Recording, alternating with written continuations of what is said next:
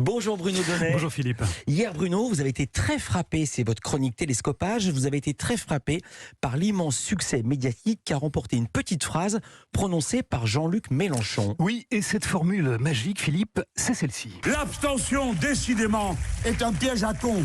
Alors, les petites phrases, vous le savez, les politiques les adorent. D'abord parce qu'elles leur permettent de faire dresser l'oreille des journalistes, mais surtout parce que, lorsqu'elles sont réussies, elles leur assurent de très larges reprises dans les médias. Le hic, c'est que pour que la manœuvre fonctionne, la petite phrase doit obéir à des codes. Or, hier, deux punchlines se sont disputés le marché. La première était signée, entre autres, par Valérie Pécresse. Seulement, voilà, elle a fait...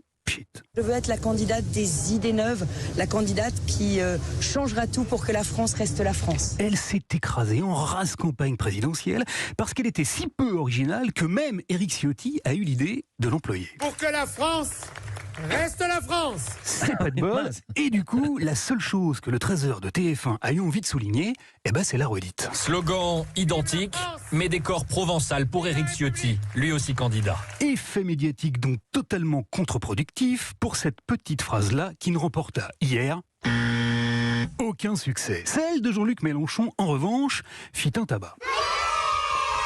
Alors, pourquoi ? Eh bien, premièrement, parce qu'elle était totalement inédite. L'abstention, décidément, est un piège à con. En effet, jusqu'ici, jamais un leader politique n'avait évoqué l'abstention avant une élection. Après, oui, pour justifier un mauvais résultat, par exemple. Mais avant, non.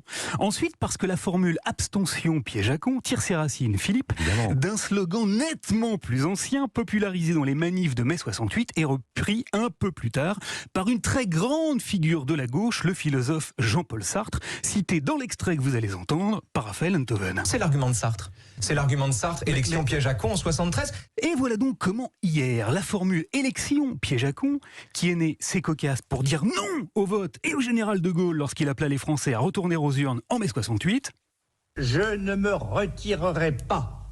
Je dissous aujourd'hui l'Assemblée nationale. Est devenue dans la bouche de Mélenchon abstention piège à con, c'est-à-dire une déclaration d'amour absolu au vote et l'exact contraire de la formule d'origine. Alors ce paradoxe, aucun journaliste ne l'a renvoyé dans les dents de Jean-Luc Mélenchon, qui a donc confortablement décliné sa petite phrase un peu différemment à la tribune de son meeting. L'abstention, vote Macron. Avant de la répéter, tranquillou, au trésor de TF1, dont il était l'invité. Moi je sais une chose, plus il y a de gens qui votent, plus je monte.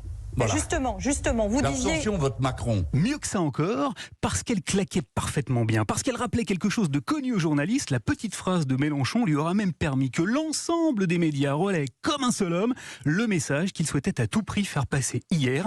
Et c'est ainsi qu'à la radio, les auditeurs de RTL ont pu entendre ceci. À 8 mois de l'élection, il déclare déjà la guerre à l'abstention. Pendant que les téléspectateurs du 20h de France 2 recevaient ça. S'il fallait résumer en un mot la rentrée de Jean-Luc Mélenchon, ce serait l'abstention. Ou la démonstration médiatique qu'en matière de piège, même à con, c'est bien souvent parce qu'on ose tout qu'on vous reconnaît.